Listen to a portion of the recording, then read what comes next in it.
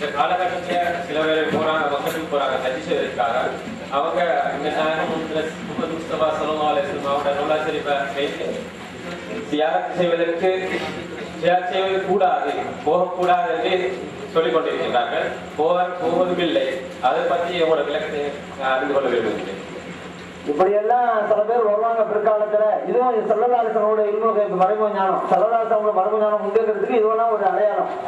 இப்படியெல்லாம் சில பேர் வருவாங்கன்னு சொல்லிட்டா அன்னைக்கே சொல்லிட்டாங்க, மன் ஹஜ்ஜ வலம் யஸுர்னி, யார் ஹஜ்ஜுக்கு வந்து என்ன ஜியாரத் செய்யலையோ பக்கத்து ஜஃபானி, அவர் என்னை புறக்கணித்தவராவார் என்று நாம் சல்லல்லாஹு சொல்லிட்டாங்க. ஹஜ்ஜுக்கு வந்து அதுக்கு என்னோட ஜியாரத் வந்தா என்னுடைய ஷஃபாத் அவருக்கு கிடைக்கும் என்று இன்னைக்கு ஜியாரத்தை முக்கியப்படுத்தி செய்கின்ற சுன்னத் ஜமாஅத்தினருக்கு ஒரு நற்செய்தி வழங்கியிருக்காங்க. சுன்னத் ஜமாஅத்தினர்களே, நீங்களாம் வந்தீங்க ஜியாரத் செய்யுங்க, ஏன் ஷஃபாத் உங்களுக்கு இருக்கு அப்படிங்கிற நற்செய்தி வழங்கிட்டாங்க. யார் இதெல்லாம் தேவையில்லை மாட்டேன்னு சொல்லிட்டு இருக்காங்களோ அவங்களுக்கான அவன் என்னை புறக்கணித்தவன் அப்படிங்கிற ஒரு எச்சரிக்கை விடுத்துட்டாங்க. இந்த ஹதீஸ் எல்லாம் பைஹக்கில் பதிவு செய்யப்பட்டிருக்கிறது, தாரகுத்னியிலும் பதிவு செய்யப்பட்டிருக்கிறது. இது போன்ற ஹதீஸ்கள்லாம் நபி நாம் ஸல்லல்லாஹு தெளிவா சொல்லிட்டாங்க, என்னுடைய ஜியாரத்துக்கா வந்தா அவர் நான் என்னுடைய இன்தகால் என்ன மறைவுக்கு பிறகு வந்தா நான் மக்களோடு இருக்கின்ற போது வந்தால் எப்படி அப்படித்தான்ங்கிறாங்க. இன்னொரு ஹதீஸ்ல என்னோட ஷஃபாத் கிடைக்கும் அப்படிங்கிறாங்க. இந்த சிறப்புகள்லாம் வேணும், எனக்கு தேவையில்லை, என்னை புறக்கணிக்க கூடியவர்கள் தான் ஜியாரத்தை இல்லை என்று சொல்வார்கள். இதுவெல்லாம் வேணும், ஸல்லல்லாஹு ஷஃபாத் வேணும் அப்படிங்கும்போது ஜியாரத்துக்கு முக்கியத்துவம் கொடுப்பாங்க. இதுல இன்னும் சில பேர் சொல்றது, இந்த மதீனாவுக்கு இந்த மஸ்ஜித் நபவிக்கு நீங்க வச்சுட்டு போங்க, ஆனா ஜியாரத்துக்குன்னு போக கூடாது, இப்படி சில பேர் வழக்கம் அளிப்பாங்க. நீங்க போற இடத்துல அப்படி செஞ்சுக்கிறீங்க, சில பேர் வழக்கம் சொல்றது.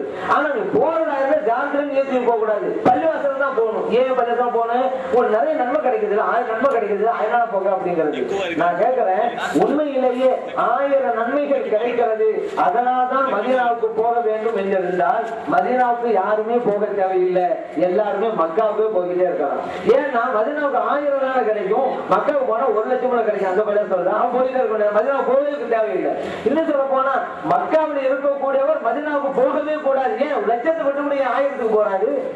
ஆனா நபிகள் நாயகம் ஸல்லல்லாஹு அலைஹி வஸல்லம் அவருடைய ஜியாரத்திற்காகத்தான் செல்ல வேண்டும். அப்படி போறதா இருந்தா மதீனாவுக்கு அந்த ஜியாரத் அங்கதான் இருக்க ஜியாரத், வேற எங்கேயுமே கிடையாது. நபிகள் நாயகம் ஸல்லல்லாஹு அலைஹி வஸல்லம் அவர்களுடைய கபர் இருக்கிற இடம் ரவுலத்துல் ஜன்னah, இந்த உலகத்திலேயே சொர்க்கத்தின் பூங்காவனம் ஸல்லல்லாஹு அலைஹி வஸல்லம் சொல்லிட்டாங்க. ஒரு ஆள் நாங்க போக மாட்டேன்னு சொன்னா சொர்க்க தேவையில்லைன்னு அவர் அர்த்தம். அப்ப அவருக்கு தான் நஷ்டம், சொர்க்கம் தேவை மறுத்தாங்க, அவருக்கு தான் நஷ்டம், நமக்கு நஷ்டம். சொர்க்கம் வேணும் என்று எதிர்ப்பவர்கள் செல்கிறார்கள், எனக்கு தேவையில்லை சொர்க்கமெல்லாம் வேணாம், வேற எதுதான் வேணும் சொல்லப்படுவாங்க, வேண்டாம் என்கிறார். இதுதான் உண்மை. ஆனா ஹதீஸில் தெளிவா இருக்கிறது, ஜியாரத்திற்காக பயணம் போக வேண்டும், அப்பொழுது ஸல்லல்லாஹு அலைஹி வஸல்லம் ஷஃபாத் கிடைக்கும் என்று தெளிவாக ஹதீஸில் எடுத்து காட்டுகின்றனர்.